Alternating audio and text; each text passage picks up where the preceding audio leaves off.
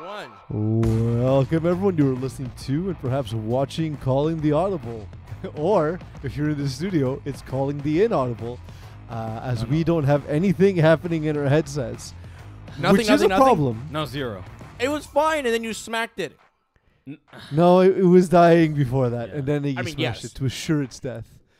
I'm your host, Peace Delarice. Joining me is Iggy Magnets and Eagle.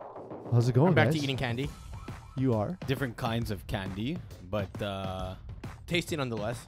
but obviously I'm not Mo, so no Mo is no Arush challenge. Correct. We got no Mo. That's got Peas frustrated. Well, we do have Mo, actually. I'm not Yeah, sure if you guys saw I this. mean, we have a... Yeah. Let's... What's what he is sitting on? Nothing. Is he? Oh, so he's doing the chair. Yeah. So let's describe it for the audio. Okay, for the audio audience, just go to Mo's Instagram. It's a picture where he's sitting in whiteness. That's it. Yeah. With What's the caption say? I'm the 1% you don't get. Bro, can you not Report. speak while you're chewing? Report. Iggy could have read that and sounded less disgusting. Why the are you 1% reporting? you don't get? Why are you reporting? Yeah, I'm the 1%. Yeah, you report don't- is supposed to mean you don't eating get. disorders, I think. Politics. There we go. Perfect. Appreciate it. Mo is the most normal person with the strangest social media. Yeah, the elephant stuff. Well, I mean, he likes I don't elephants. get it. Which, he to is be not fair, huge the chunks. 1% that I don't get. Yeah. So, false information. We're not going to cover women's and co-ed today because there was nothing happened since last show. There were no games on Sunday and Monday because of Thanksgiving. Yeah. So no Monday, no women's, no co-ed games, so no coverage. That's different from last week's Correct. episode. How was your Thanksgiving? Good. A lot of food. Could have been better. I could have had a significant. I could have had a significant other come visit, but that will be But in they was you on your credit card and it was blocked from your normal service. something like that. Cash only. The significant other is coming Yeah. in 13 days. Awesome. So there's a Um, delay. yeah, I made turkey. Yeah. For the first time, I done this for the first time. Did you pay a reasonable price for your turkey, by the way? No. Yeah, exactly. There we go. My anger about Christ. turkey prices Oh, broke the headsets, and we're back. We have audio. I'm so happy, but my it sounds terrible, and God. it's dying. It's actually dying, and it's Jesus gone. Christ. Yeah, it's gone. No, I'm good. It's very good. Really? Okay, yeah, good. Holy Good. crap. Hopefully this will work until the interview with Little Power. No, it was way too expensive. But what I did for the first time was I lifted the skin off the meat. Is Yeah. this your Bird subcision. Is this your psychopath version of Thanksgiving? absolutely. Okay, go. And I covered the interior of the meat with sage butter, and then roasted it that way. But roasted like elevated from the base of the Mhm, pan, so the air mhm. was first circulating. Mm-hmm. And the meat was super buttery, and the skin was super crispy. Nice. Worked out really well. Yeah, I've seen people do that for spices too, like dry rub, but Yeah. underneath the skin and everything. I But was butter going makes to a do lot it with of sense. spices, but then I realized if there's room for butter, Yeah. why not add that Mm. for maximum health? You solved the ever-going issue of the dried turkey. Yeah. Well, I Yeah. mean, if you make it properly, it shouldn't be dry. Again, I recommend a thermometer that you can plug in at a distance. Plug-in thermometers. Yeah. Question: the one I use for the turkey, can I use for myself? As provided it's cleaned between usage, and provided that after it's used for you, you don't go from ass to turkey. Okay, I was gonna say I would put it Yeah. in the turkey's butt, right? So I would imagine I'd use it in mine too. You can go so. turkey to ass, but you never go ass to turkey. Mm. I think that's fair. Yeah. There will be That was my transition. There will be some Thanksgiving related tier 1 through 4 questions. though. Absolutely. Well, there will. I haven't read the script. Yes, because you there- didn't give there us are. access until 2 minutes ago. Yeah, that's true. So part of it. Normally we do the show on Thursdays, but there's an FPF meeting, a rules committee meeting on Yeah. Thursday this week. So we're doing the show Wednesday. Iggy and I have a game. It's insanely stressful to make these changes during the week, but here we are, doing our best to give you content. Just as a reminder for our viewers, if you want to go ahead and provide us feedback on our Facebook group, there's a link here. Facebook's not being nice in terms of showing stuff, but you can go ahead and fill this in. change a rule. So if you want to propose a new rule, if you want to change an existing rule, or if you have an administrative suggestion, go ahead and pick the category. And then based on the form, it'll ask you to just describe your rule, or same thing for the other categories. It'll give you more additional questions. So feel free to fill this in. It is going to be a quick turnaround. Not to say this was ambushed on us in terms of the meeting itself, but a lot of us didn't realize it was coming up this quickly. So we're in a little bit of a scramble mode this week. Not going to lie. And he means me. I didn't know. I didn't know there was a meeting. Honestly, me too, kind of. So there's 4 games for playoff eligibility. That's the MoCon warning. Update. Yeah. Well, it's just because it's rough. We're roughly through the halfway point of. Yeah, the I saw your mid-season article. Mine's coming out. Half of mine is coming out shortly. God and the other half's damn. coming soon. God damn. They're so long to do. Oh man. You guys have no idea how long it takes us to write them. You make me question whether I want to be a writer every year because of this. You know what article. happens? So the first weeks of writing the article is a blast for like weeks 1 through 4. Yeah, it's fun. You get to be creative, and you're learning about the league too. Yeah. Mid-season is tough, and then weeks sort of 6, 7, 8. It's like, all right, I'm a little worn out. Yeah. But now once the playoff hunt starts and the playoffs start, then it's kicks. really fun, and you forget about the mid-season report, and then I use that knowledge to hire you again because you're excited in the playoffs, and that's how I keep the circle of writers. That's what I do. So I went to go look. Yes. We already have 8 submissions since we posted it this morning. Okay. My Any good favorite ones? one thus far, I've already gotten to it. It's the second one. It says, Pease has to play in a kilt. Okay. That's an administrative suggestion. And yes, course. and this is what? No, this is a new Rocket rule kilt. suggestion. And in the section where it says, why is this rule necessary? Yeah. The explanation is, because. You can't argue with that logic. Yeah. It's flawless. It's one word. It is because. Honestly, I think we should I'd hire rock this the kilt. person for the media. Yeah, immediately. Immediately. You should include your name so I can hire you. Yeah, no, I wouldn't mind playing a kilt. That's fine. It's not that different from shorts, and it's not like rushers don't grab my nuts as it is, so no difference there. Or plow through you. Or plow through me in some cases, yeah. Rushers, be respectful. Come on. Yeah. Come on. No milking. There was a quarterback injury last night. Oh. Yeah. Don't have an update. Joel Hull from Ravens done for the season. Oh, wow. Oh. Yeah. Oh. Knee injury. Matthew Hull wrote to me and was asking some questions. I posted this in our group and got no answer. But the IR rule is still the annoying thing that I hate, that you can only replace a player who's rated X points higher than you.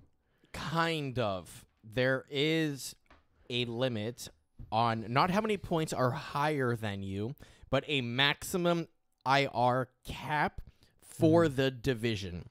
So you have to fit.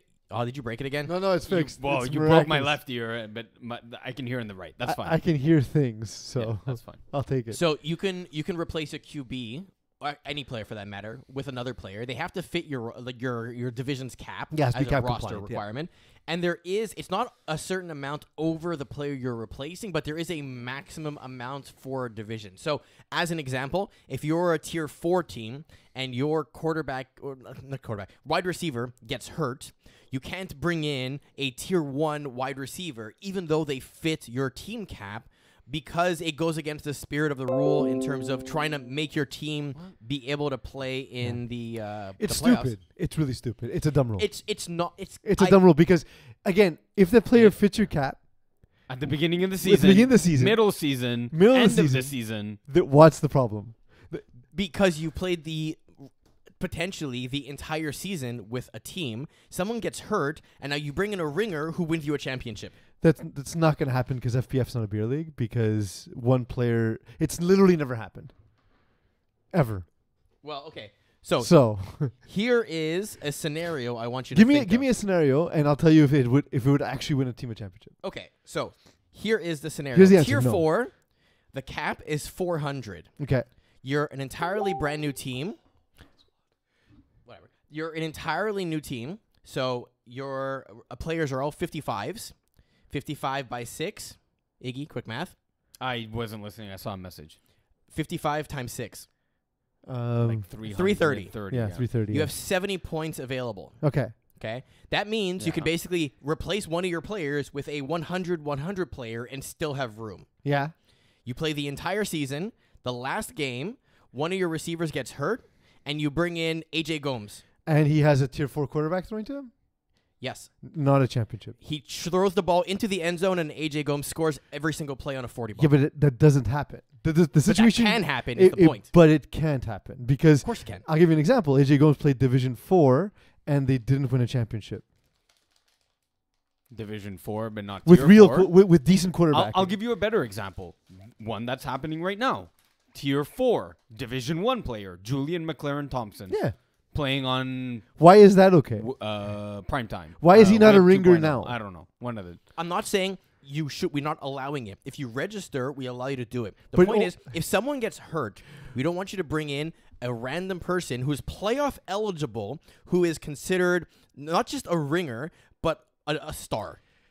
You know when sometimes there are rules That created don't make that sense. that are rules created that are supposed to be for safety, and in reality it's just overly bureaucratic.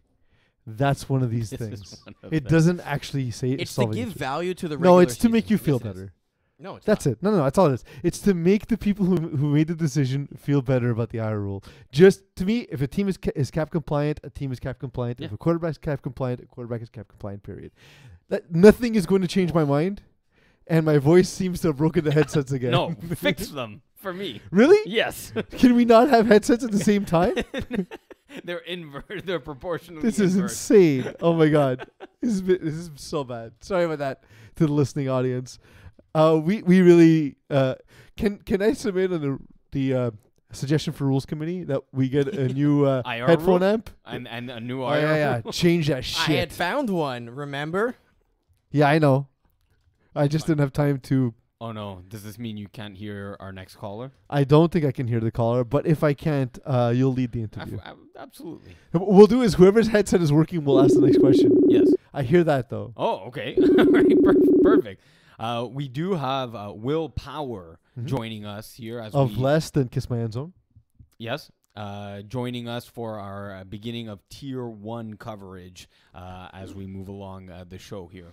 Will Power, hello. Hey guys, how are you? Hey, look at that. Hey, buddy. You're not on your way to watch the hockey game? What is this? No, not now because my lift is here and he's in the basement now, so kind of trying to stall him. So yeah. Perfect. But wait, Perfect. are you Send him to cheering look for for the things that aren't Habs there. or the Leafs, though? Is that a rhetorical question? I mean, there's a correct answer to this question, so. Yeah, it's the Leafs. So yes, I'm cheering for the Leafs. 4-2. I already made a bet with the coworker at work that we would win 4-2. So go Leafs.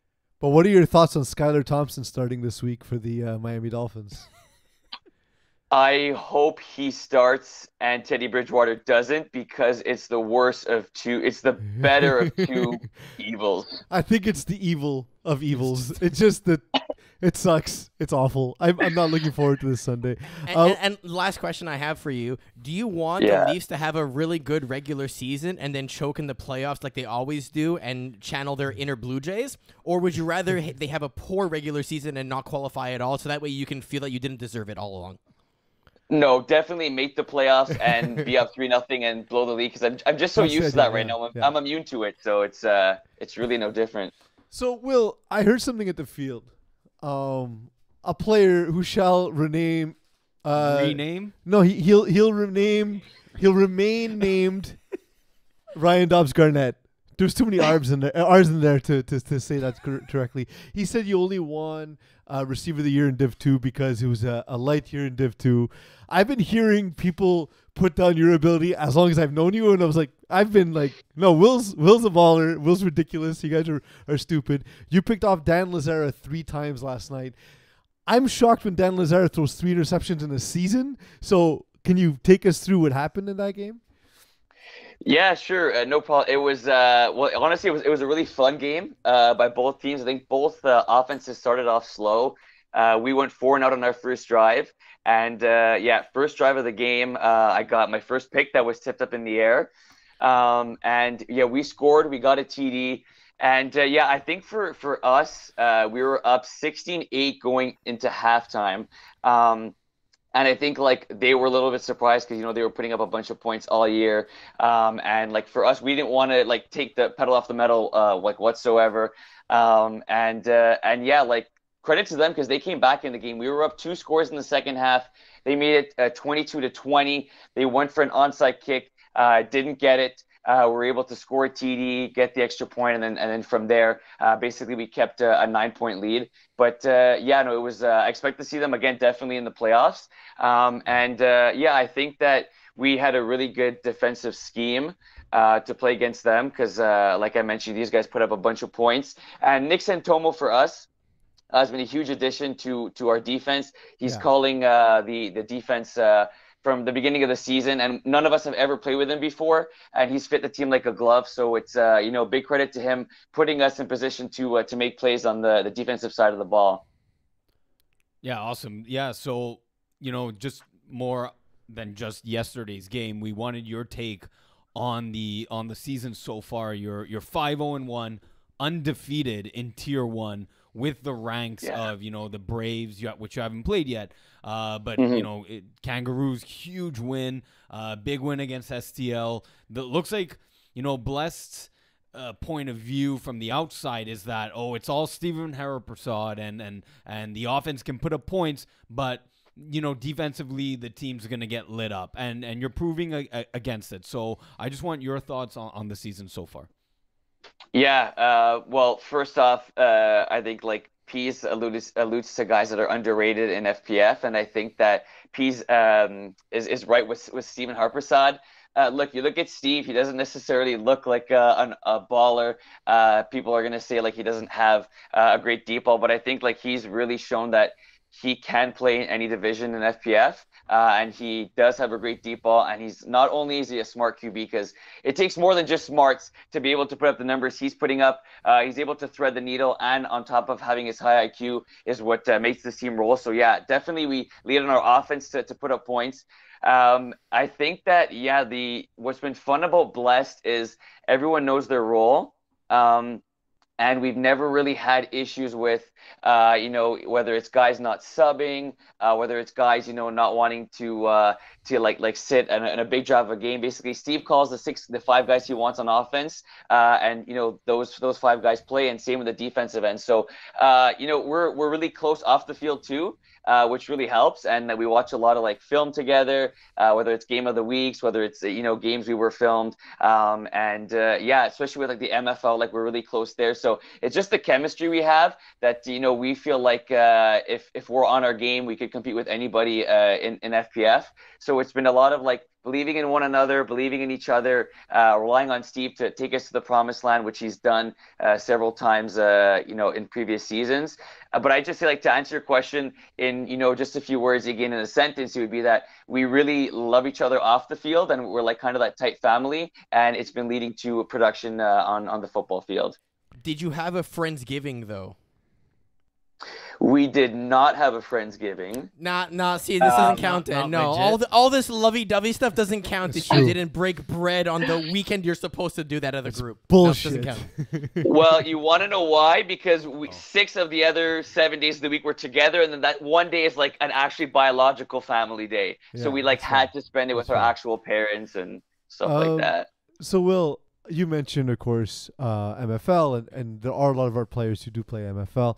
I do want to take a moment to say, if you want to catch MFL's version of this show, covering all of MFL Total Access, I believe, Will Power is the host. He's done a great job. I've actually caught a couple of episodes just because Will's my friend, and I see his face. I'm like, I'm going to click that. I don't play at MFL, but it's a league I have played in before, and we have a good relationship with players in that league, like Will, like Steve Harpersad, and so on. And also, if you want to hear his thoughts on the NFL, catch him on CGLO Radio. Yes, thank you for that. Appreciate the shout out, Peas. I ripped into the NFL officiating. I'll be on tomorrow. I'm not sure when this airs, but I'll be on Thursday at noon. Like you said, PCGLO, and I'll give my thoughts, not so friendly thoughts on the NFL refereeing so far on the quote unquote roughing the passers we've seen. Yeah, hugging the passer is more apt, I believe.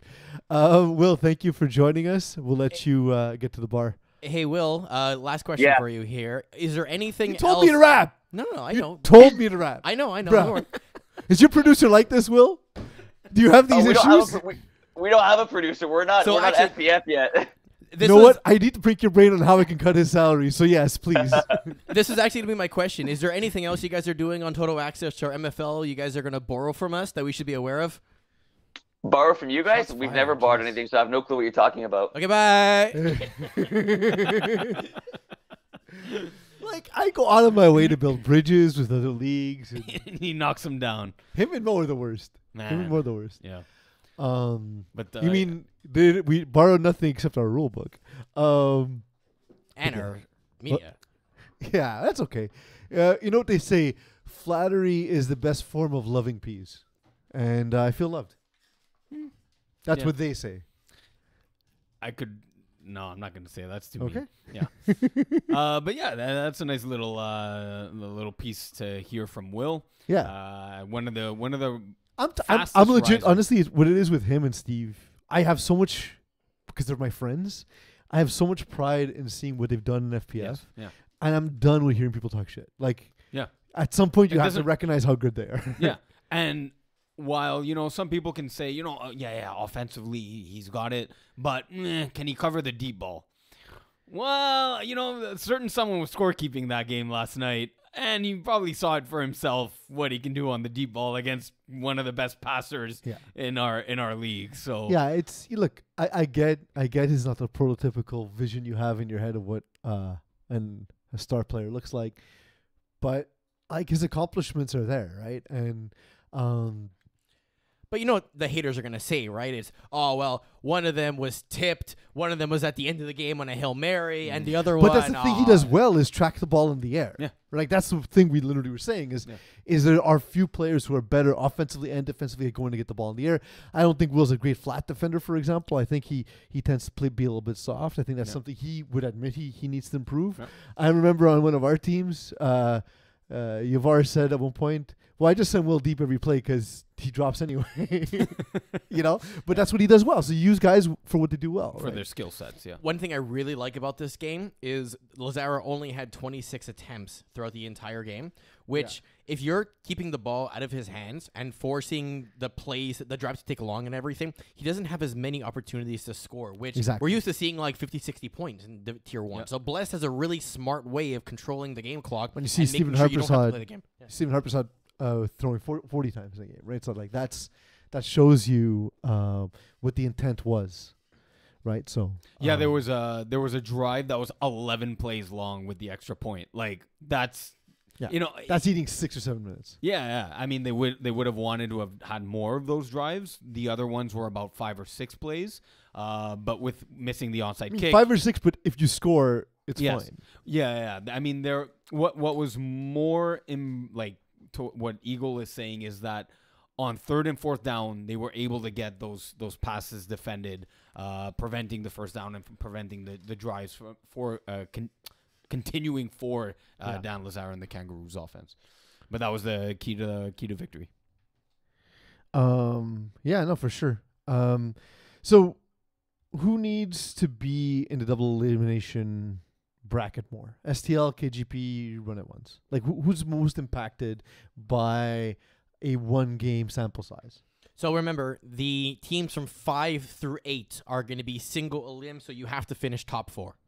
Right, exactly. And right now, that's the 4, 5, and 6 seed. You got STL at 4, sitting in the double elimination right now as Eagle puts it up here. KGP just on the outside, and then run it once. Look, I think Technically, you can include #NR in that conversation because they have 2 games in hand. okay, yeah. Now, one which they're down 14-0 against Kangaroos, but I digress. There's a possibility they could jump up spots. ECW is in a little bit more of a pickle. Yeah, because of the extra loss and the tie, which doesn't help them in that situation. But look, I'll go by process of elimination here.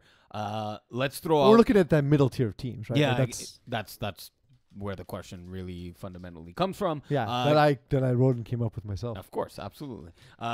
I'll start by a process of elimination. I'll eliminate KGP from there because KGP Because playoff KGP is a real thing. Exactly. So and they just win. They take everything I know about the game and shred it to garbage.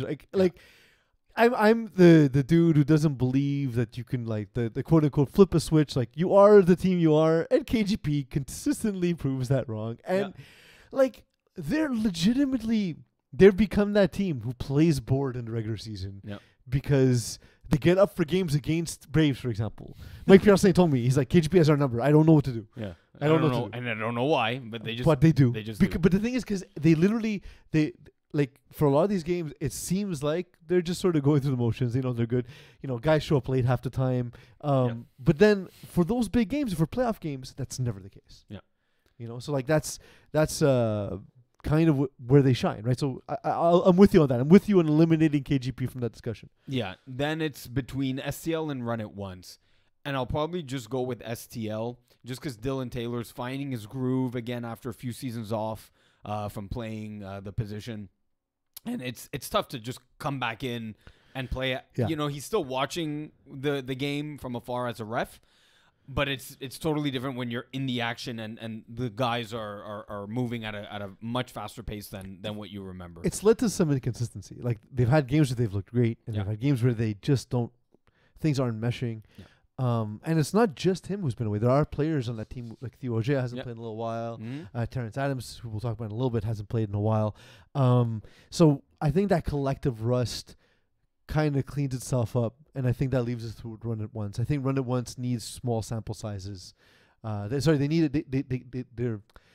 can't have a game where something goes wrong and they're out of the playoffs, right? So for you, it's Run It Once that needs to be a double elimination. Although I just said something that's contradictory, but like, is the idea if you're not a strong team, is it better to have one chance and just sort of go? I guess no, because then you can lose. I was saying is like.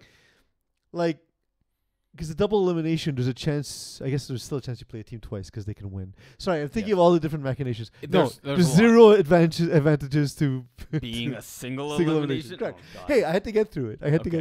I was thinking because you might have to face the same team twice, but that might still happen. Yeah. If you're double elimination or single elimination. Yeah. But yeah, so I think Run It Once, they're most subject to if they have a bad game, they need to have a second swing at it. I think they're the team that can come out the flattest. For that reason. Yeah, they're very meticulous. They drive the field. They control the clock, but they like if they don't punctuate one or two of their drives with the score, they find themselves out of it really quick. And that's I think the biggest issue. It's what do you think about Jeff Rosenblatt playing from behind, like 2 scores?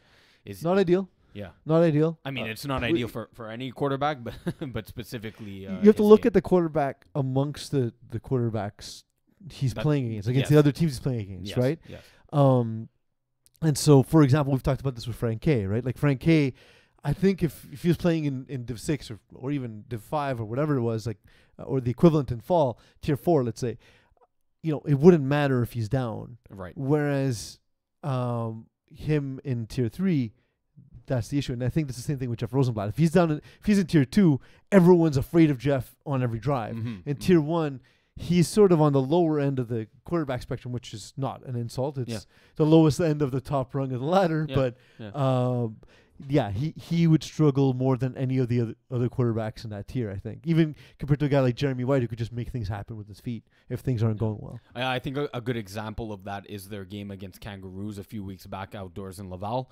He was still scoring on 1 or 2 plays, but so was Dan Lazara. So and he was late.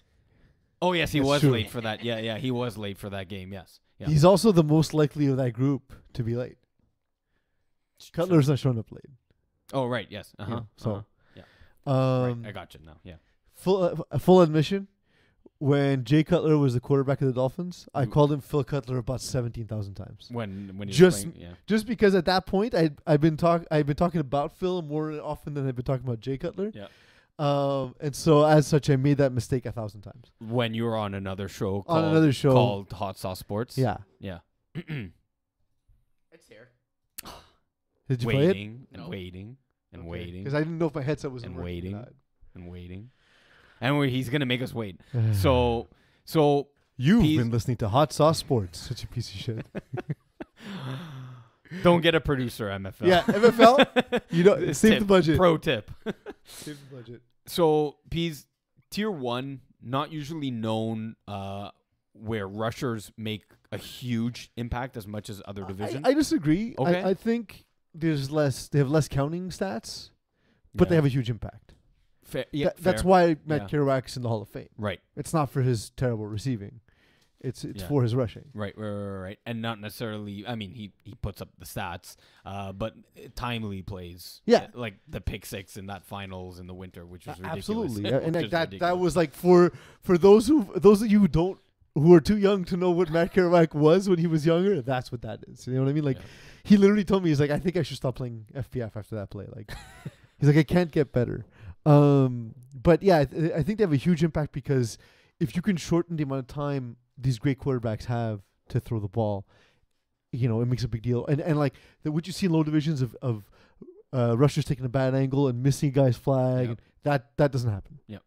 That doesn't happen. But you were sorry, I didn't mean to get you off. I was trying to add context to your Right. So that said, given two rushers here, they're kind of different styles. Isaiah Allard or Terrence Adams. They're a different style of rusher. So I'm going to give you three quarterbacks, but for each one, I want you to give me the better rusher against, for example, Dan Lazara. Are you taking Isaiah Allard or are you taking Terrence Adams to rush Lazara? I'm going Isaiah Allard because Dan Lazara is not the tallest gentleman, and as a guy with a similar size as Dan Lazara, it's tough to throw over tall rushers. He has a really quick release and gets rid of the ball, and so like a guy with a sort of a bull rush like Terrence Adams, I think has less of an impact. Although it depends, because what STL does, why Terrence Adams is so effective, is they take away a lot of first reads, and then Terrence Adams closes quickly, right? So I still think Isaiah Allard is probably the worst matchup for Dan because he likes to use the middle of the field and go deep over the middle of the field, and Isaiah makes it harder to see that. Yeah, and I mean, even in that game yesterday against Bless, I saw a 16-yard sack from Isaiah Allard on Lazara. So, like, even when he tries to buy time and spins one way and the other. Dan, when Dan was a tackle quarterback, he was a mobile quarterback. Right. And you see that at times, although he's not in the shape he was when he played tackle, and, age comes for us all, and he's not as quick as he was, and it's a different game, right? He's developed into sort of this pocket passer, but he does have some elusiveness, but it's just tough with Isaiah Allard coming bearing down on you, right? Yes, and he had a 9-yard sack as well on Lazara, 2 sacks and a PD yesterday. But a guy like Jeremy White. Yeah, in that case, give me Terrence Adams, because Terrence Adams can chase him down, and Jeremy White is really good at changing his throwing window. Mm-hmm. Like, when people think about Jeremy as a mobile quarterback, or mobile quarterbacks in general, they think about their ability to run.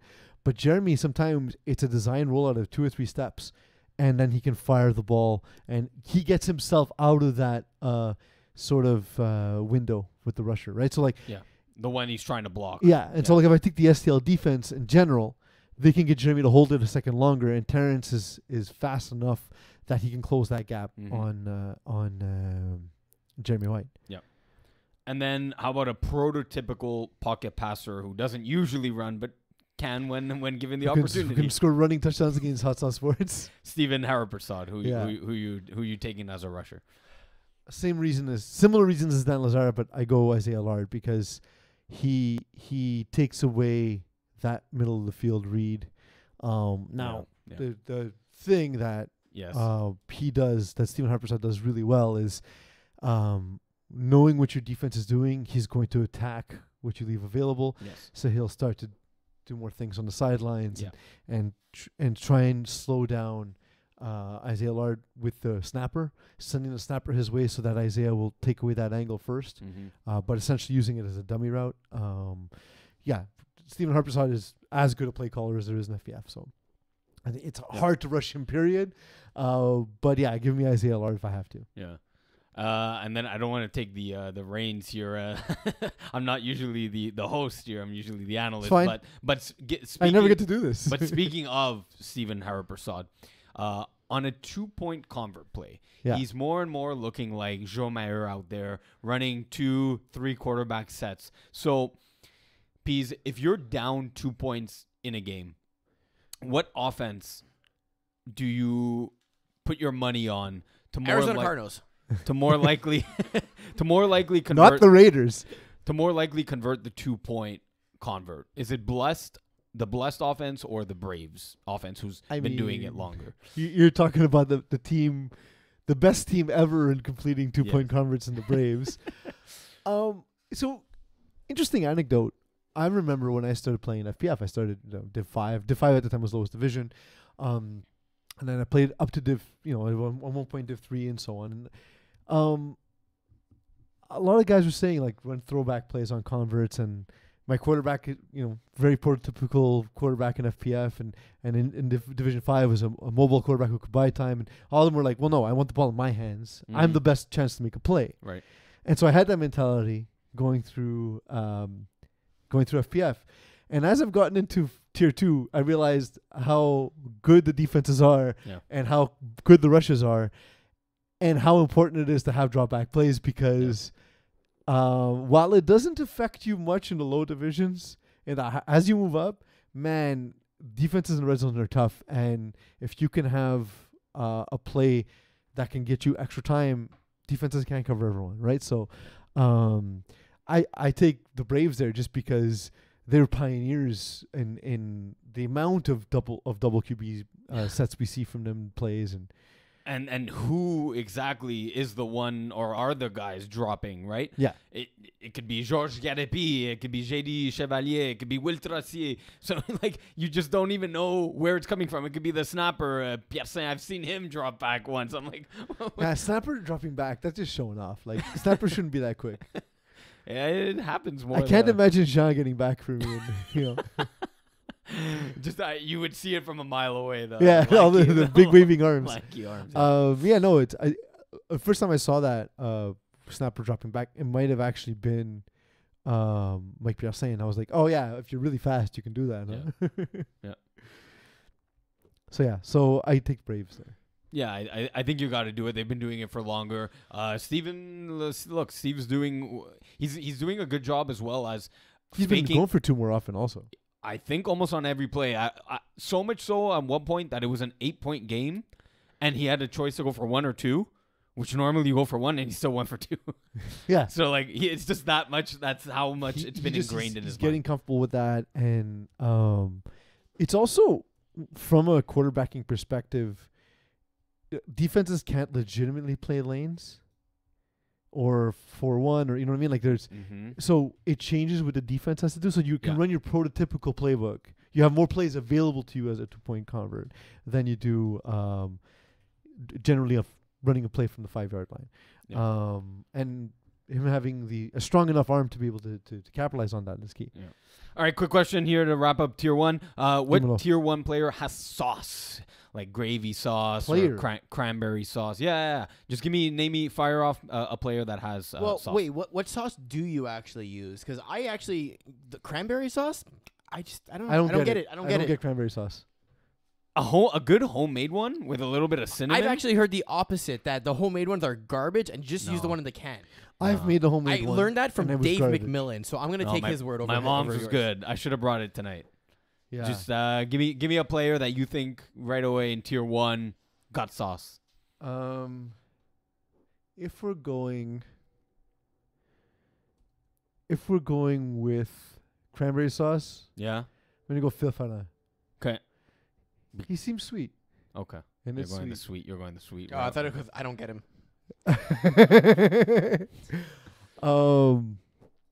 Yeah. That's fine. All right. If we're going, like for gravy, do you go drippings or do you go actual gravy?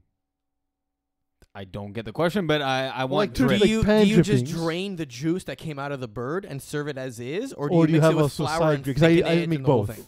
Both, but the Can you thicker. believe this guy asks about sauce and doesn't even know how to answer the question? The thicker one. Gravy, actual gravy. Yes, is better. I'm gonna go Matt Lepage in that case. Okay. It was important that you answer that question because you need the thicker sauce. Matt Lepage is basically a block of human, right? Yeah. He's a great physical receiver. To me, he fills that category. Also, I asked that question so you can buy me time, so I can look stuff up on the site. Nice, cool. So moving on to we'll move on to tier 3 here.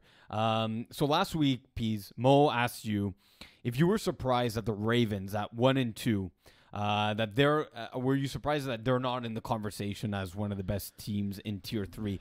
Yesterday they dropped 2 Well, games. now I'm less surprised Yeah, because of the injury. right. But you're impressed. You're less impressed because of an injury. No, I'm saying it makes more sense now because the injury to Oh, But he which w- game did he get hurt in? By he the got way? hurt against Lalimos. It was the game they were up 31-8. Yes, which we'll talk about in a sec. Yeah, that was a huge comeback. I spoke to one of the Zeppetelli brothers, so I have details on it. But they dropped 2 games last night in Brossard. So let's start with that voodoo game here. He was injured apparently in it, but 31-29 kept it real close. They ended up losing on the last play of the game defensively, giving up a score to Pat Saint-Amand on the last play of the game. But what was the route?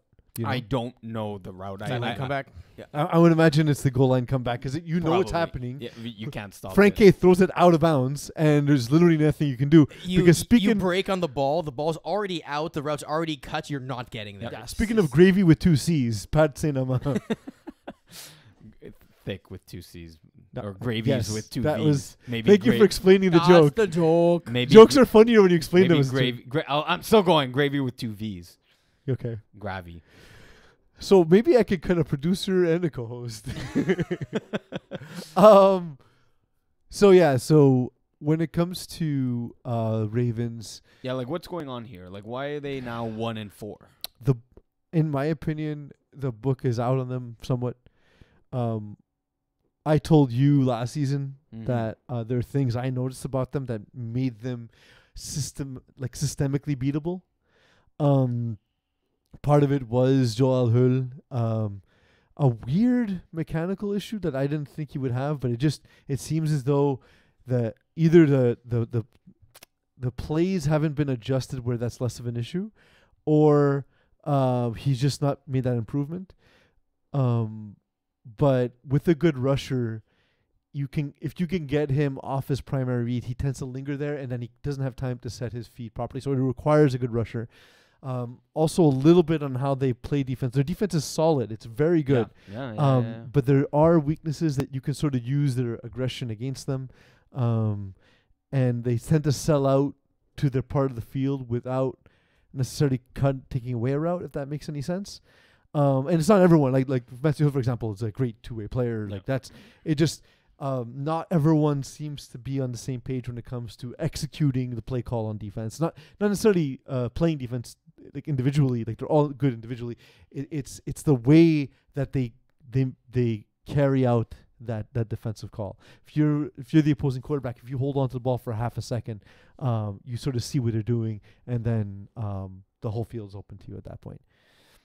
Yeah. They also don't have the most speed to playing man against a team like, for example, I was going to say Big Fat Bats, but Lalimos. his Do we know if Zapatelli's Zapatas. Or Zeppelis. Yeah. Do we know if it's So I went with the Spanish word and you went with the Italian word? Yeah. Nice. Do we know if it's Lalimo or Lalimo? You're the one speaking to them. You tell me. I didn't ask. One job. But maybe they. I'm going to go with Lalimo. Yeah, Lalimo. I think Eagle keeps saying Lalimo. Lalimo. Because if Lalimo. it's Italian, it would be Lalimo. Lalimo. Actually, it would be Lalimo. Mm. Because there's a double L. No, let's go Lalimo. Yeah. But speaking of those young guns, they were down 31-8 Yeah. to these very Ravens that we're talking It's just about. shocking to me that the Ravens in this game weren't able to hold on to the ball and keep it away. How do you allow that many points, like Yeah. 26 points in the second half? That's crazy. When you have to lead, like Crazy. just take forever on offense. So I mean, look, there were Ravens usually do that, by the way. They I've had games where it's like I'm frustrated because I can't get back on the field. Yeah. Because they're taking so long on offense. So a couple of things didn't work in their favor. They started the ball with offensively they started the game offensively. So they Lalimo were starting with the ball in the second half. Comments from Matthew Zeppetelli, the quarterback. They went no huddle the entire second half, Nice. like you Like you have should. to. But they were uncomfortable with that. They've never ever in their FPF careers gone no huddle. So he's telling me he's like I was going up to guys on the line, whispering their routes, as like you Sugar do, huddle. like you do. And by the way, when we won the Fall Cup against the Ravens, we went no huddle the entire game, Right. So maybe except for the last drive that I took 11 minutes off the clock. yeah, I remember that. I was scorekeeping it. But he's like, I was nervous that they would hear my play calls even though I was whispering. Look, he said that it took a couple of drives for them to adjust on offense. They weren't used to playing such a good defense like we've spoken about Ravens. And in the first half, they just couldn't stop the speed of Justin Sarlabous.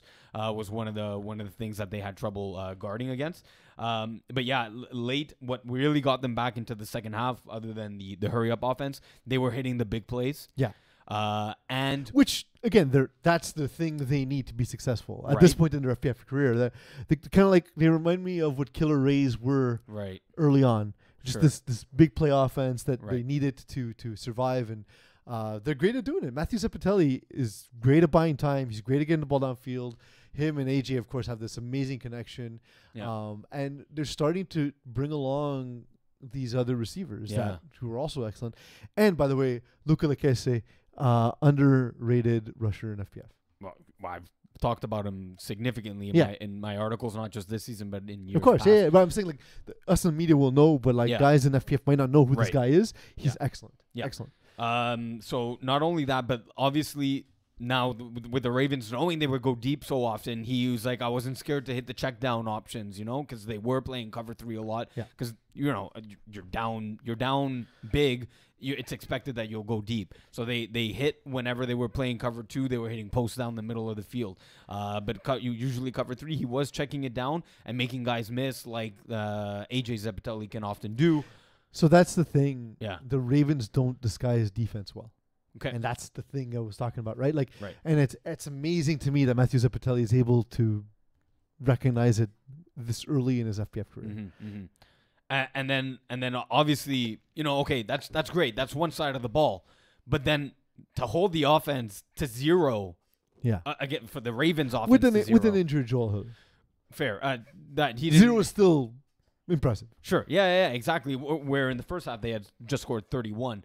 Look, he did say a couple of the guys a couple plays they got lucky where they were drop balls, but other plays that their guys made good breaks on the ball, and of course the onside kick helped. Yeah. In this case, I honestly, I'm happier than I thought I would be with how well the onside kick has provided an element of game planning in the game. Yeah. It's made FPF more interesting. yeah. I mean, It's- do they come back without the onside It's kick? tough. Without the onside kick It's here, tough. I think maybe not. You need another stop. Well, I gotta mean- not have enough time on the clock, maybe. I mean, they did end up scoring to take the lead and stopping a Ravens, I want to say a 5 or 6 play drive, the last drive. So maybe not. But look, they hit the onside kick. Not only did they convert on it, they scored a touchdown on it. That's huge. So yeah, Yeah, that's back-to-back plays that are touchdowns. yeah. So in a total of 2 plays, you've scored, 12 points. 12, 13, 14 points, Yeah. whatever it is. Yeah. So you can imagine being part of that. They were ecstatic. They were losing their minds. It's the greatest comeback. They said greatest FVF game they've played in. Yeah. That's the excitement that the No, onside that's a huge comeback. that the onside kick brings. It's not even cool. hyperbolic at that point. That's massive. The fact that you've come back, That's FPF's not a long game. So the fact that they Yeah. scored 26 points in 22 minutes is a big deal. 28-3. Yeah, it's the equivalent. Yeah. it's yeah. So they were really happy with that. Look, in their second game against Diamond Bougie, they were cramped up. They had some injuries themselves. It's also hard to come from Yeah. playing that high a level Yeah. into playing another game. And funny enough, Diamond Bougie halftime score 31-8. They were down 31-8 again. Okay, you did it once. It's not a Yeah, great you're not gonna recipe. do Like, it's not gonna happen every week. And of course, Diamond Bougie ended up putting 50 on them. So bit of a more of a letdown game in game number 2. I think it's time we check in at the field with Mokan because we do have a sponsored segment where we will get some live updates because we do have games going on today because today is Wednesday. In fact, you and I will be joining Mokan in a little bit at the field. Yeah. As we take on a team. Blackouts. Adam Totally Sinagra. Mo, pay your bills, bro. 1919. And now Take your call everyone, right now now. everyone knows Leave most a message after the No, beep. I muted When you're the part. done, for more options, press pound. Message Otherwise, Alright, just let's leave hang him a up. message. Yes. Mo, Mo, this is you so man, ridiculous. why Mateus is that pays for Instagram this. page It's a sponsored segment, dude. Are You you have to even answer the sitting phone. on Are you something? anyway? Is It's that what's going on? ridiculous like wearing that you white. do this to us like, every time. you're I not don't even- understand no, what you like, do. Irresponsible. I don't get it. Mama First you Khan's don't show up very for the upset with you. We Rouge reported challenge. your Now Instagram you're not here for post. this. Yeah. Please. Thanks. I That was fine- Mokan. that was- That That voicemail segment was was brought to you by Sportier. Sportier. That was my first time leaving a voicemail for anyone Oh, nice. on the show. That was Nice. fun. I've seen We it. popped your voicemail. Yes, it was. It's harder than it looks, eh? How does it sound to a You hear listener? everyone talking, and you're Yeah. just like, you just need to focus on what Yes. you're saying. What was the question? How does it sound to just a listener? It's really funny. Okay, It's good. it's an There we go. entertaining segment. It's one Yeah. of my favorite bits. If you don't like that segment, let us know in the comment. and we will ignore you. Yeah, we'll keep doing it. Like apparently we were ignoring Diamond Bougie early in the season. Right. Now, Diamond Bougie, they have a quarterback receiver duo, one of the best in tier 3, the Regimbal Boutet. Pete, I have a question for you. What quarterback receiver duo do you think that tier 3 defenses are fearing the most these days? Is it that pairing? Is it the Zepitelli brothers, Matthew and AJ?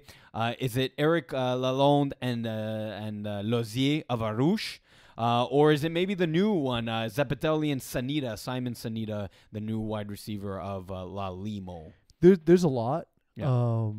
I think there's even on your team on Kiss My In-Laws, there's a bunch of different threats to worry about. Yeah. Vincent Benjamin and Francis That's Terrache, another one. when they're hot, it's nonsense. But Yeah. you're missing the most obvious one. Okay, go for It's it. Gab Wiseman and Zach Sword. Zach Soren might be injured, Okay. replaced with Rocco Cristiano. I don't know the extent how. That Yeah. sounds like it So won't work. so you're saying it's Gab Wiseman and Cristiano? yeah. then? Like so, it's quarterback who doesn't belong into the division and wide receiver that doesn't belong in the division. Yeah, That one. that one. That You're one to going with me is off the board. and like again, like there's some prototypical ones too, like Frank K and Pat Saint Amand. Yep. Like I think there's every team has for the most part, most teams have that combination of threats. Like there's a quarterback and the guy he trusts, like in that offense to go like on the key downs, right? Yeah. Like we were saying with Chris Rive and Vincent Chung last season, right? To me, that's the one though. Is the Bruins they're the most feared team. Okay. They've through 5 games allowed 46 points. That's defense. They've scored 191 though, right? So Gab Wiseman, although he's great, don't get me wrong, but he's having a very pedestrian and putting up pedestrian-like statistics. yeah, Look, he doesn't need to put That's- monster numbers. I get it, but he's He's- being a little too conservative. maybe. But and look, he can be. He's winning football games. They're 5-0. You can't Yeah. complain with that. Like you can't look at it and target it as a recipe for failure. They're 5-0, but he's not putting necessarily the offensive numbers and the offensive numbers that strike fear in defenses. Look, take a look at the standings. Those are the top receivers and top quarterbacks. For me, it's the Regimbal Boutet combination. Yeah, It's especially I was just trying to choose another one because that was Sure. the exercise. Sure. Although I gave 4 specific pairings and you went off the board when I didn't give an off the board option, so you fail. I'll go with the Regimbal Boutet, especially because he lines up in the backfield. Sometimes you don't know if he's going to get that ball, if he's going to pull it away and then maybe toss it back to him. Is he going downfield on a deep post route that no one seems to be able to cover. Maybe defenses should start playing deeper against Diamond Bougie. I'll go with that. They strike fear just because that. So, but when that they're playing a team like Bruins, for example, Bruins famously take the top away. Like they take away the deep ball against everybody. They just don't want to get beat that way. I don't know if Diamond Bougie can compete. I think it'll frustrate Jules Ball. I think they'll game plan around those two. I hope so. That would show some remarkable growth in a short period of time. Yeah. So that's the duo for me. Peas, my Thanksgiving question for tier 3. Which tier 3 defensive player is stuffing quarterbacks? Now, that could either be a what? Nothing. Did you go to the Mocon School of Yes. Broadcasting? Yes. Right. So that could either be a DB stuffing out passes, blocking lanes from wide recievers, or that could be a rusher stuffing and completely washing out and neutralizing a quarterback. Do you like putting gizzards in your stuffing, by the way? Like, what's your recipe? Did you Gesundheit? What did you say there? What's wrong with this guy? Gizzards. Chicken gizzards. Chicken or turkey gizzards, like the giblets, the inner parts of the bird, the heart, the Eagle's giving me the dirtiest. the liver, the. How do you not know what these words are? I'll go with Mr. McGiblet. You're the Alexis Dubois of food. maybe. Yes. What do you mean yes? What does your stuffing consist of? Bread Okay, and gravy fair. and spices. So this year, I stuffed the bird itself with like lemon and garlic and that stuff, just aromatics and not actual stuffing. But I make the stuffing separately, and it's essentially a giant sausage meatloaf. It's awesome. It's the heaviest thing in the world. It's the best. Yeah. So who's the best in tier 3? Who's So that? when I think of sausage, I think of Zachary Albert's Gill. Okay. Because he looks like a dude who likes some sausage. Sure. And like, I was trying not to go with him as the prototypical rusher, right? Right. But it's hard to get away from him. Yeah. And when you say stuffing, I think of rushers. I think of pass rushers because defensive linemen stuffing the run, that kind of thing. Yeah. There's no reason why Zachary Albert's skill should be a good rusher, but he's fantastic. Yeah. Yep. There's not one single skill that says that's why this guy is great, but he's not bad at anything, and therefore, when he gets to the quarterback, he never misses. And he has 9 sacks in 3 games, which is Yeah. the important one there. That's crazy. Yeah. I lost my rusher for the season, and Zachary Albert's Gill was available. You didn't feel like calling me? No. Okay. You have a different kind of stuffing, and Yeah. that's fine. You can keep that Yeah, away. I'll keep my stuffing. Maybe quick shout out to Philippe Lincourt from Arouche. 7 tackles, 4 interceptions, 2 of which were returned for points and 6 PDs. You're But does clearly that doing feel your like job. stuffing to you? Or does it feel like Iggy's weird bread mess that he shoves inside the turkey? Yeah, it's more that one. It's not like, ooh, this is delicious. said It's gravy like, all and right, bread. you put something in the cavity. Congratulations. I pictured him putting like sliced bread inside the turkey and then just pouring gravy into the ass. Like the palm bread, right? Yeah. Yeah. With or without crust? With. I feel like you made it worse. Welcome to Calling the Audible. Yeah. making things worse. Making things worse for everyone. All right, we'll move along now to tier number 2 Yeah, you can host. here. Yeah, I'm just That's fine. hosting now. Yeah. So Peas, another double and single elimination question here. So there's currently 4 teams that are in the single elimination. That's Friends Without Danny, who got their first win against Game Changers. Game Changers are there as well. You got Team Ethnic and you got Hot Sauce Sports. So which of the 4 teams that are currently there have the best shot at moving up as a double elimination team? Who's going to win? Friends Without Danny do. They just beat Game Changers, and Game Changers have So a Friends win. Without Danny because they have that head-to-head and Yeah. they have a win. But that still keeps them in the the single elimination. yeah, they're just in the best spot right now. But Game Changers beat Team Ethnic as well, who are one of those teams I just But wait, Game Changers has 1 win, right? Yes. That's what I'm saying. So like, both teams have a win, Yep. and FWD have the head-to-head. Correct, but they still need to jump someone Sweat and Beers, which they lost to. Yeah. They have a game against Beer Belly But Brigade. you're mentioning a bunch of teams that don't have, No, weren't part of the question. No, I said, but the question is, which of those 4 teams have the best shot at moving up into the Yes. single elimination? Those Friends Without Danny, for the reasons I specified. Okay. Yeah. All of them would need to move above Sweat and Beers. All of them would need to move Yes, above correct. potentially Beer Belly Brigade, right? Yeah. Like, look. I'm suggesting. So what's interesting with Tier 2 Yeah. is we created an opportunity for a lot of teams that wouldn't compete in Tier 1 and would dominate. All of these teams would dominate Tier 3. All yes, these teams. correct. All these teams are too strong. Now, it's complicated because some teams have players that play in multiple tiers. Right. Right? But generally, these teams largely would do serious damage in Tier 3. Mm-hmm.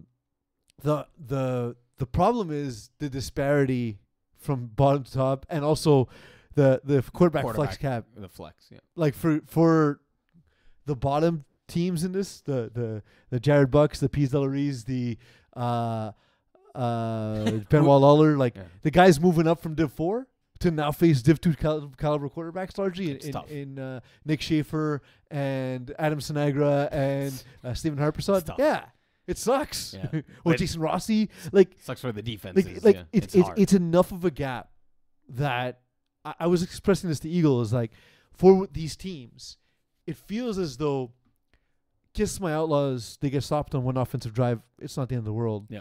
But like for those teams, and this has been our experience, is that if we make a mistake, we're out of it, and then we start pressing harder, and we start making more mistakes, right? Like yeah. it just there's the amount of pressure that's put on these bottom half teams make it really difficult to see success. Does the onside kick mitigate that in any way? In a sense, but the teams at the top are more proficient at running them. Like we literally allowed a touchdown on a Hail Mary on an onside kick, right? Don't remind me. Yeah. But that's what I'm And we- saying is, but Kiss My Outlaws won't have that happen to them. Blackouts won't have that happen to them. Centaurs won't have that. Like these teams are just the ones that are going to be most affected by the mistakes. Right. And you can probably throw in Sweat and Beers. I think they're probably in that grouping as well. It's the bottom 5 teams. To me, Beer Belly Brigade is the beginning of that next tier of teams. Yeah. And shout out to them because they're one of the teams who moved up from Div 4 as well. They feel a little bit more complete than the other teams. Yeah. So you're going with Friends Without Danny. So is maybe now, well, they posted on the Facebook group that they were looking for a full-time sub. It seems that Eric Deschambault, I believe, has called. It's really good too. Yeah, has called the bell. Call the bell. Rung. When you're calling the bell, are you using bell, the service, as well? What does the bell say?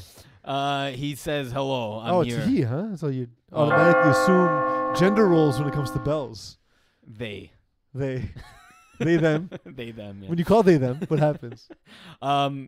He makes them a better team, obviously. So maybe that could have factored into the previous question. Look, Felix Boutet was also there against Game Changers on Thursday night in Brossard. So I don't think the talent on these teams is necessarily I don't think any of the bottom teams lack talent. Right. Like all of them have studs on the team, but every team in Tier 2 has studs. Yep. So it's that if you're going up against a team like Kiss My Outlaws, that's a team that is essentially a team of all-stars. Right. Yeah. And award There's winners. very little weaknesses. Yeah. Not one I can find. Yeah. Not a single one I can find. And so that's the difference. And again, the quarterbacking where those teams are not Division 2 quarterbacks.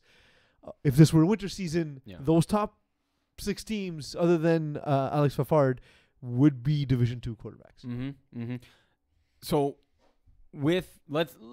for fun, let's say both Eric Deschambault and Felix Boutet are on the team. Oh, they're a much better team. Yeah. Can they sneak up on teams that may have ruled them out and thought, this is Give me the team. Give me the team. Well, to sneak up on. a team that they've played early on, like Centaurs, yeah, sure. Or someone like Sweat and Beers that they played early on. Absolutely. It was a 38-31 loss for Friends it'll Without help in Danny. those kind of games. Yeah.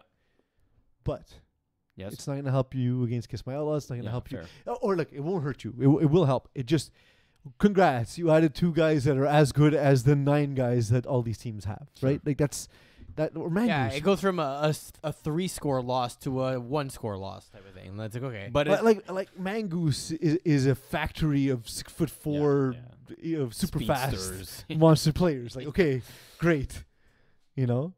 Yeah, so but like in the sure, so yes, against like the 3-score 4-possession loss, they can make it closer. But the very game against Sweat and Beers was 38-31. I think they maybe make it a tie, make it close, and have a chance to win that if that's a playoff game come November.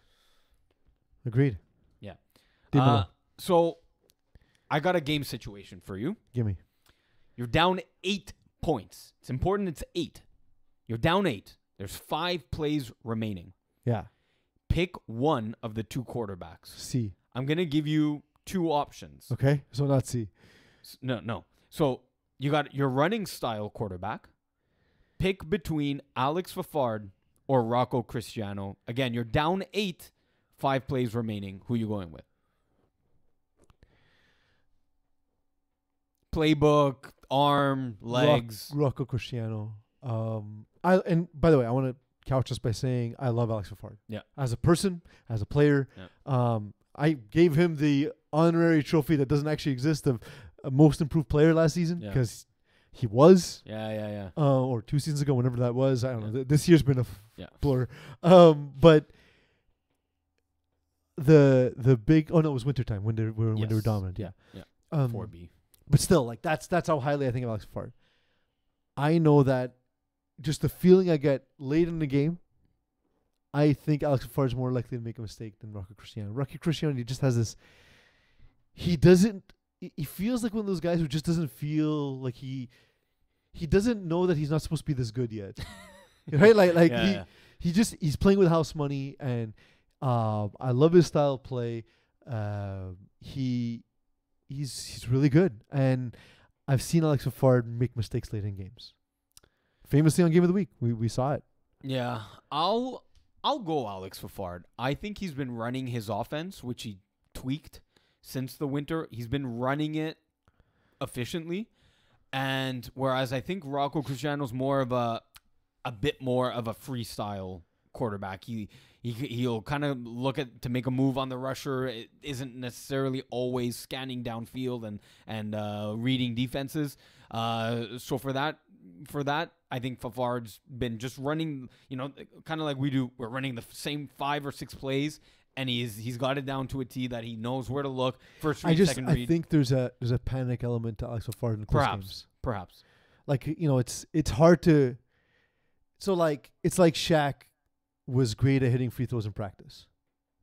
He was legitimately great at making free throws in practice. Yeah. And could not hit him in the game. Like, it to me that's not even it's not choking. It just the game situation is different.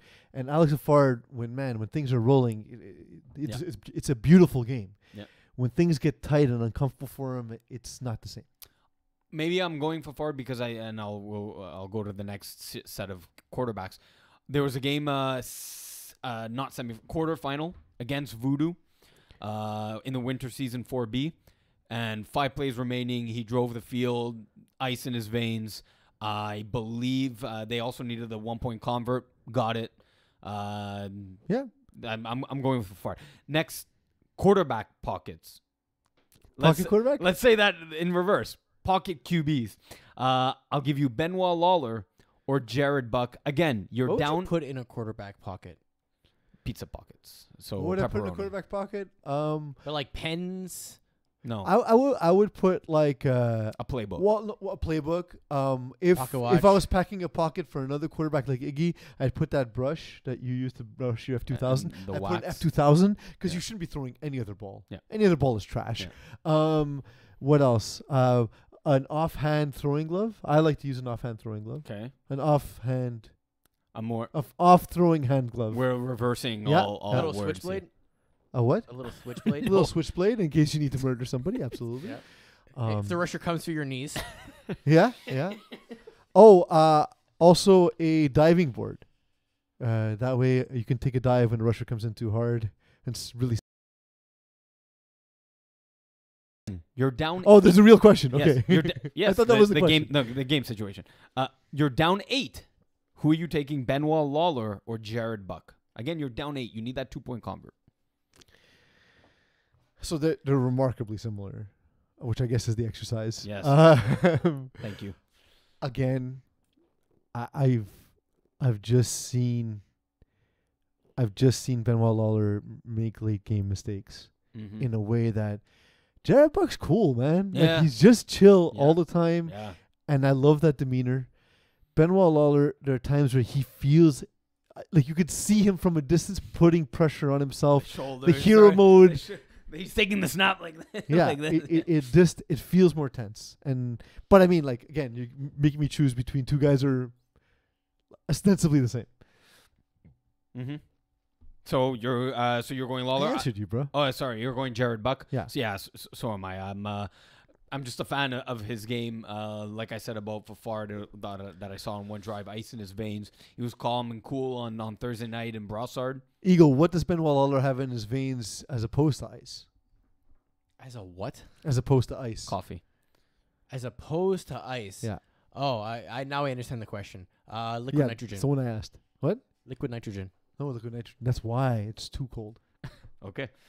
Maybe he has trouble. You know what? breathing. It's like in DraftKings. You open up, you get that snowflake emoji I don't get that one. when your players aren't performing well. Oh yeah. It's too cold. Yeah. It's too cold. I like when they're hot. Yeah. They're like Devontae Adams. So you on need Monday. fire in the veins. Ice in the veins overrated. So Peace, Thanksgiving question here for tier 2. Who in tier 2? I should look these up in advance. Who you should start looking Nah, now? fuck it. I mean, darn it. Yeah, bleep it. Also, I Esmo. pre-read this question. And Yes? I'm trying to fix the grammar on it, and No! it's just not No, working. no, please don't. No. Please don't. Go ahead. So, although I typed it quickly, who in tier 2 is sweet like apple pie, Okay. but then will serve you a slice of humble pie after they make a dominant play in your face? What would go on humble pie? Like, what is the humblest cream. of things you can put in pie? And is it apples also? It might be apples. That's why I'm like, is the pie humble, but it's still apple, or is this a different pie? It's a different Okay, pie. so if you They're have to choose a serving pie you- that's not apple, But why what's would the you bake a humblest of pie pies? and then serve them a different pie? No, you're sweet like apple pie. So it's like, so the nature of the question is that. But this is humble a- pie isn't sweet. I don't know. It's we're deciding what to fill it with or no, but I'm top saying it the with. humble pie. What goes to you? What's in the humble pie? Strawberry rhubarb. Because rhubarb is gross. Yeah. Yeah, that's it. There's no better answer. There's no better answer. It's humble. I was gonna go sugar pie because it's cheap as shit to make. But no, you're right. You're right. It's gonna be strawberry rhubarb because rhubarb is. And also, it's hard to cook rhubarb, so I'm sure you Oh. fucked up a few pies, so It's it's a taught you some pain. humility in the whole pie making process. we're literally planting some at work, and not burn? excited for it at all. So in other words, who's like a really cool guy, Yeah. but is a Shit, this is a monster? real question. I keep forgetting that the Yes. food thing is not the question. Yes. So like, the person's like a really cool guy, Yeah. really chill, but is a monster on the field and will like dominate you and throw it maybe in your Got face. it. But won't throw it in your face because they're nice. Well, that's it. That's the key. Yes. Is the knocking a hot dog. He'll Yeah. celebrate with his team, but not be a jerk So about tier 2 player. it. Tier two. I got a couple. Do you want me to throw I'm one? gonna start with one. Okay, Because in go. case you have the same one. Yeah. I'm gonna go with James Dries or Drisdale. That was one of my 2. Yeah. Because he's such a nice dude. Yeah. He's just as nice as he gets and as athletic as you can imagine. Yeah. I threw a post and he was in 1-5 and he got there before the ball did. Yeah. That was really impressive. Eagle, do you have one or no? No. Okay, I'll go Sanders Armand. Guys, like I super. can see it. Well, it Super- depends. Like, so was the referee was the interception given to him by the referee He's after he stripped it out of a receiver's hands? yes, Okay, because in that case it was less humble yeah, but the because he guy, insists to interception. yeah, when the clearly- guy's like the nicest dude though, Yeah. but is like a monster, a dominant force on the field. So yeah, he's an amazing defender. yeah. So I'll go Sanders Armand. Yeah, except that one time it wasn't humble. Yeah. It was more like the sugar pie than the strawberry. Because it was rhubarb. given to him. Yeah, it was Yeah. given to him by the referee. By the Yeah. referee. Just wanted to clear it. It was Jack Nudie. Sorry, what was your next thing? Since Tier you're the host. 4. Tier 4. Tier 4. Look in Tier 4, Deep Balls, our favorite team name of all time.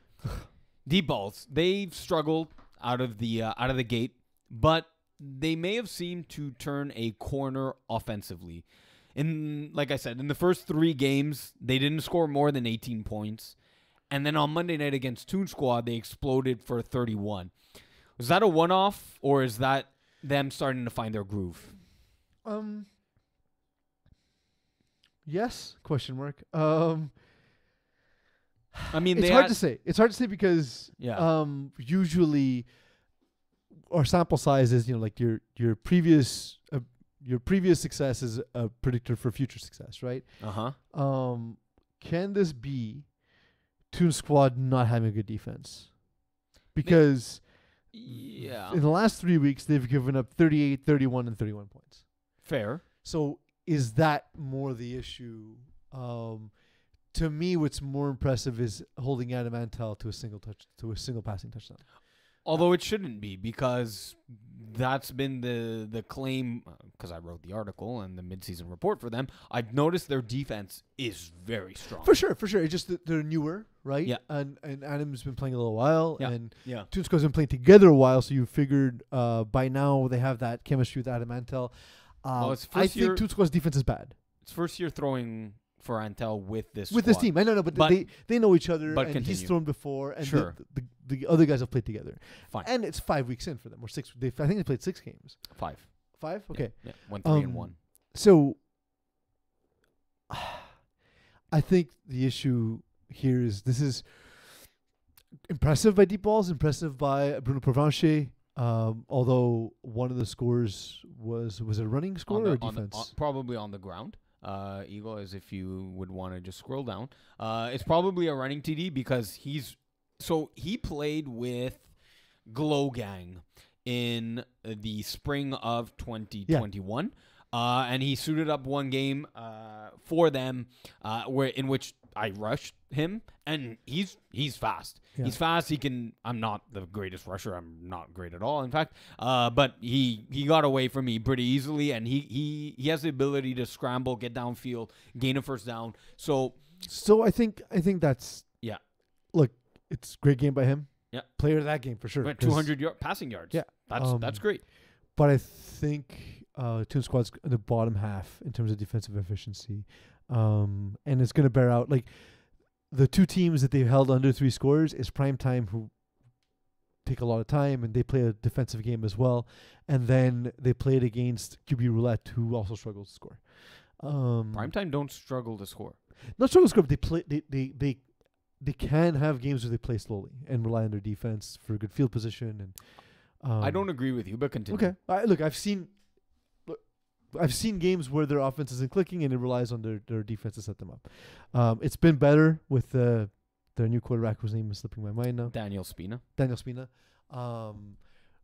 But like they're not uncomfortable playing a defensive game. Is my point.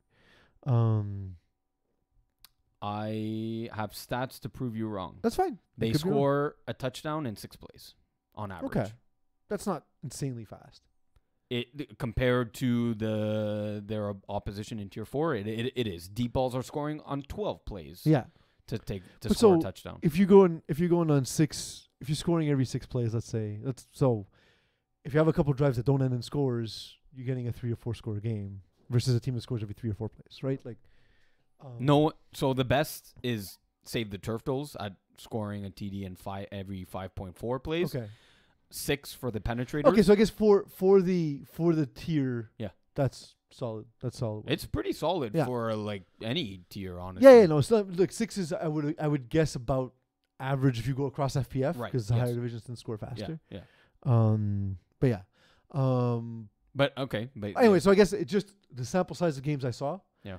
Which have varied over 3 seasons with, of course, different quarterbacks through those 3 seasons. It's been kind of their story. And I happened to see them in week 1. Right. So that might be distorting my view, but you have the information to prove me wrong. So fine. Then it was a weird week 1 thing, which happens, right? Like you're just not clicking week 1. There you go. So I don't think it's a one-off for deep balls offensively. Eagle, if you want to throw up, they've added a player, Francois Rochelieu, or Rochelieu, Rochelieu. Yeah. Which, please bring up his picture because he might be Nick Suzuki playing for in FPF. What do you think? No. I'm literally watching a hockey game right now, and no, I understand the similarity, but no. And is Nick Suzuki on the ice? Like, I mean, put up maybe on a the ice. picture of Nick Suzuki, please. Do you, Pease, do you have a reference here? I could see where you got it. Yes. It's But no. It's specifically the smile he's making. The smirky, quirky smile. Looks like his player profile picture. Like, I think the two player profile Yes, pictures like- look the yeah, same. like, please put it. Yeah. So there's The similar. hair. I feel like if I saw him in person, I would never think that he looks like Nick Suzuki. But the Right. profile picture is similar enough. This one specifically, yes. These are three Come different on. people. What? No, I'm kidding. Come on. But the picture, I think the picture looks like it more than they do in reality. Yeah. Fair. Yeah. But I mean, I haven't seen him in person, so Yeah. that's all I have myself to base on. Because when you said it, you had mentioned in chat, and I've seen him in person, and I was like, Oh, but okay. not I really? haven't. I have not. Yeah. So yeah. Oh no, he's good. He's a really good player. Oh, yeah. So it looks like they've added him. Isn't he also from that Glow Gang group or one of Braves. the sorry? Braves. Oh, and Braves, yeah. He's Well, playing yes. with Braves. That's So of course. so I think the Braves are offense- doing this thing, by the way, Yeah. where they're binding low division talent and they're doing it better than everyone else, women's and low division talent, and Yeah. it's which is way awesome. to stay on top, guys. Yeah, exactly. I think Fred Junot is one of the other And guys. Brinko, the rusher that they got Yeah. after De La Julien Paiement, Yeah. he hasn't played the season, but generally, like, I mean, we've talked about it, right? Like, we That's want to the see the upper divisions grow, and the way Yeah. to do that is through grassroots, right? It's promote from within, it's find talent that works for your system, and the Braves are it just took us only really 10 good at years, doing that. 10 years to get here. 10 years in a team from Talbot to get here. But we're here. Yeah. It's 2022. Peas, the penetrators. Are they too reliant on Nicholas Vaughn? Or do they have enough weapons outside of him? I couldn't tell you because they overuse Nicholas Vaughn. Well, there was a game where he didn't Targets play. wise, no. Look at this. Look at the targets. It's actually He is the most efficient in the targets. He's the most efficient. He's the one that gets the touchdowns, but Yeah. the distribution is across the board. It's though. especially red zone. He's getting that look, especially even that sort of, that soft zone, the area just outside the red zone where Yeah, you're like 15 yards out. away. Yeah. He's dominant in that area. And deep. And they look for him there. And deep on like Yeah. 40 yards. 40 yards. You know who Um, needs to step up their game? Dom Romeo. What is this, 6 or 14? Yeah, what are you, Iggy Magnets? Hey. Three TDs. In You that have game. hands like the same polarity. So, do they have enough weapons without him to pull away from teams when he is absent? So Noah Sayeg's really good. Jake Halpern's really good. They're guys who just are not converting on the targets. I don't know if they're low percentage plays. I don't know if they're sometimes players who need to be in the flow of the game. And there are some players you can look to once in the game and they'll just make a play. And Dom Romeo's actually one of those. He took a slant or but crossing. is the fact that he's not catching more of those balls because they're not going to him often and like he's not expecting the ball to come to him when it does and that kind of thing. Right. Because again, it's not for lack of talent. Dom Romeo and again Jake Halpern, those two guys have really low catch percentages, and yet we know they have ability. I've seen Jake Halpern play, for example. Yeah. He's really good. Yeah. I think there's a reliance on Nicholas Vaughn, and it's not necessarily in targets, but in game script and in moments where they need a play. It's going to Nick Vaughn. Right. So if you bring it up real quick, Eagle, their game against Red Dragons, who are somewhat new from the winter season, Struggling. it was 18-12. Yeah. For the penetrators, and that was the game without Nick Vaughn. But So that's where they scored 18 points. That's not good. I for know. the penetrators. I know. That's why I'm asking the question. Well, I mean, Are they too that's- reliant that's- on but him? That's an apt for- assessment. It's on plays where Justin Goodman needs something Yes. to happen. Right. It's going to be his feet, Yeah. or it's going to be Nicholas Vaughn. Dom Romeo, 4 for 9. Come on, man. Tom, step it up, bro. What Which you doing out there? Which I've noticed. You raise. It's either Nick Vaughn or with his feet. Yeah. He's doing it less this year with Yeah, running. he He is making, I think, an effort to throw the ball more. He's only rushed 8 times this season. Granted, for over 100 yards, so he's making the most of his opportunities. He's like it's true. averaging He was more reliant on it. Even go back to Early. winter. I believe. early on. Yeah. Yeah, Exactly. when I was writing the Div 6 article. Yeah. Exactly. So I think he's making a more concentrated effort to pass the ball, and when Nick Vaughn's not there for those key down situations. So is it that they rely on him, as I'm positing, that they're relying on him too heavily On in key downs. those moments, or is it that no one has sort of grabbed the reins as wide receiver 2 in this offense? That's probably the more minute or like more detailed question. I'm gonna just go that if it's not Nick Vaughn, Justin Goodman doesn't have that. It kind of answers the both, because you would go to your So wide the answer receiver is too. yes. You would go to your wide receiver too, but no one's stepping up necessarily to be that clear cut number 2 receiver. As we move along here in tier 4, we look at a top of the player statistics. Pease Delarice, Skylar Bailiff.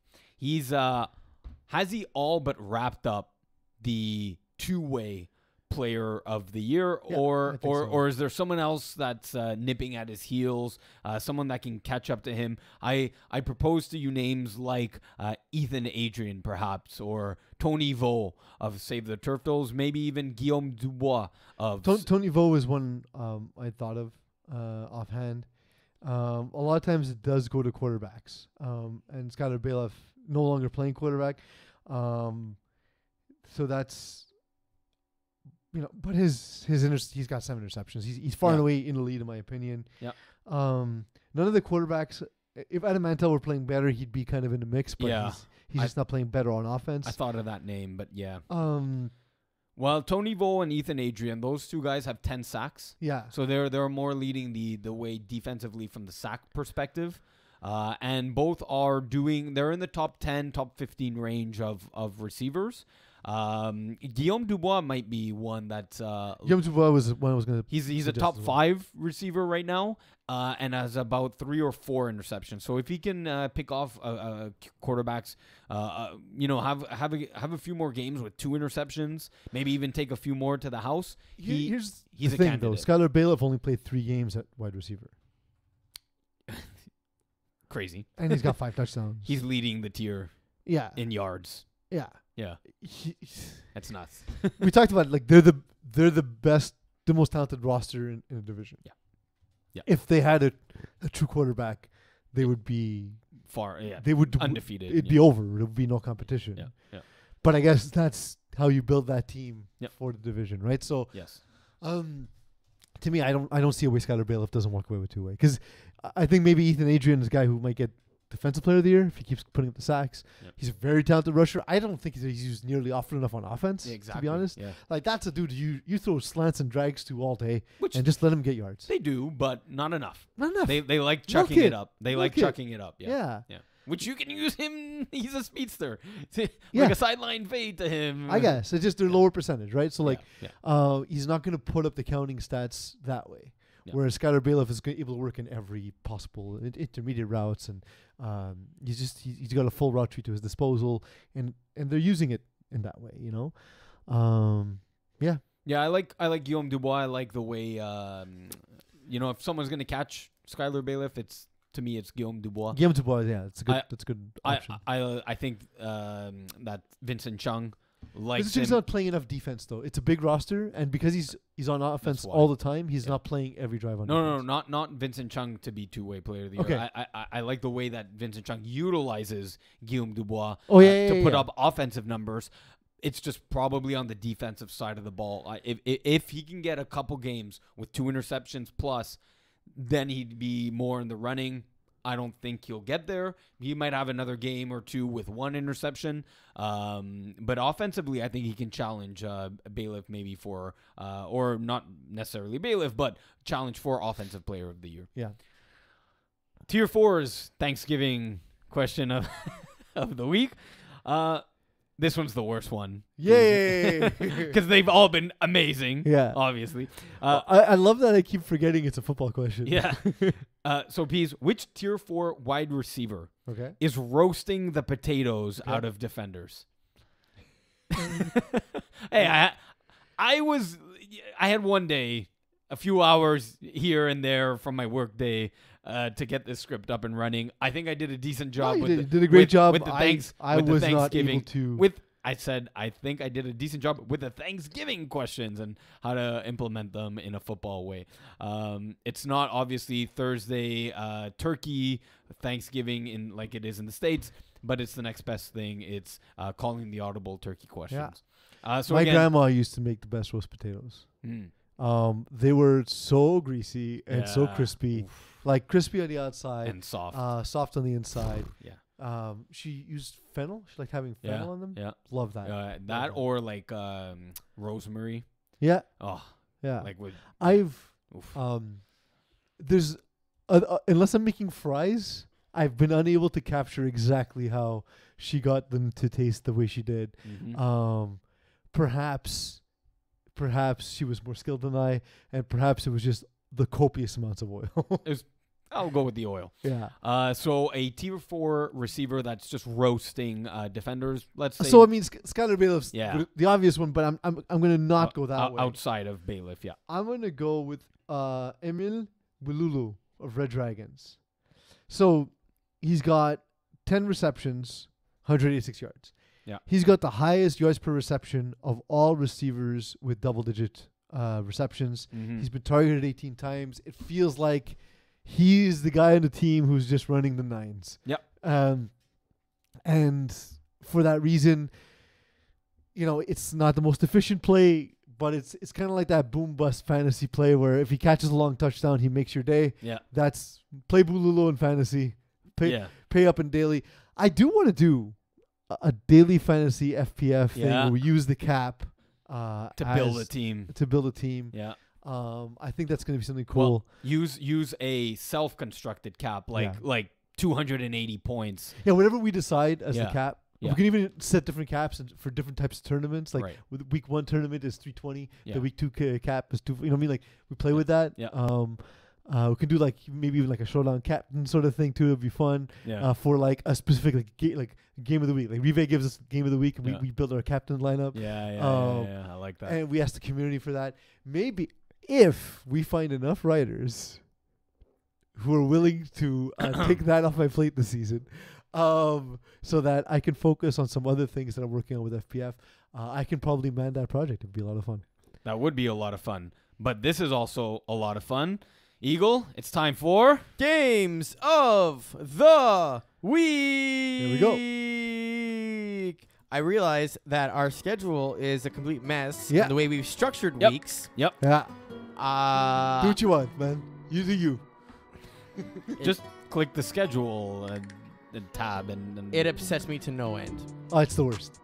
Let's never do this again. So here's what we did last week. We did all the week 5 games. Now that Okay. I realize the games don't make any sense to be in week 5, we're going to do all the Yep. games leading up to our next episode, which will be on Thursday the so 20th. next Sunday is part of week 5? That's I- it. I How do you know. I do know. Sunday to Thursday in one week, and then you have Tuesday that ends in Sunday the next one, and I don't understand. I didn't know how I'm like I have a week 5 game and it's in like 2 weeks. I'm like that's week 6, right?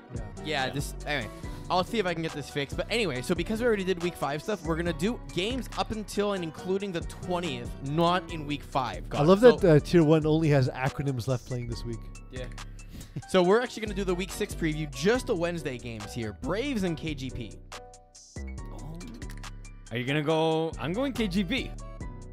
I gotta go Braves. Okay, I'm You'll going be wrong. KGP. I'll go Braves. I'll be wrong. And Kangaroos STL. Kangaroos. Yeah, I'll go Kangaroos. All right, we're gonna go tier 2. We're gonna go This is Arush. No, tier 3 rather. Arush and Trap Stars. I'll go Arush, but it's close. Trap Stars, but it's close. Okay. What I said. Voodoo and Lalimo 17-year-olds.